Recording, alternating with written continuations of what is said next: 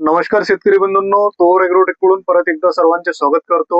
आज आपल्यासोबत परत आपले एक शेतकरी बंधू आहेत ज्यांच्या हळदच्या प्लॉट मध्ये आपण उभा आहे. तर त्यांनी तोवर एग्रोटेकचे रेफरेजचा वापर हळदीसाठी ट्रेंचिंगला केला आहे.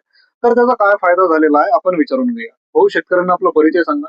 नमस्कार, मी शुभम पाटील, राहणार राहेर, तालुका पातूर, जिल्हा अकोला. अकोला. शुभम भाऊ, हळदीला रेफरेज सोडून किती दिवस झाले आहेत?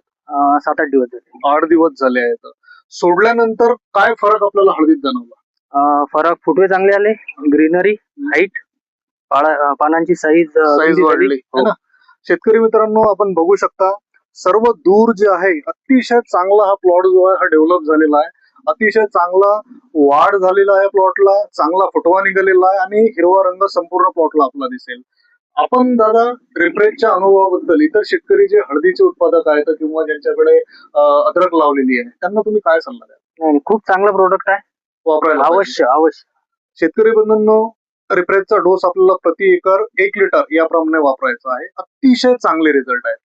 आपण जवळून पण बघूया. सर्व दूर जी आहे एकसारखी हळद आपल्याला बघायला मिळेल. अतिशय चांगला असा प्लॉट आहे.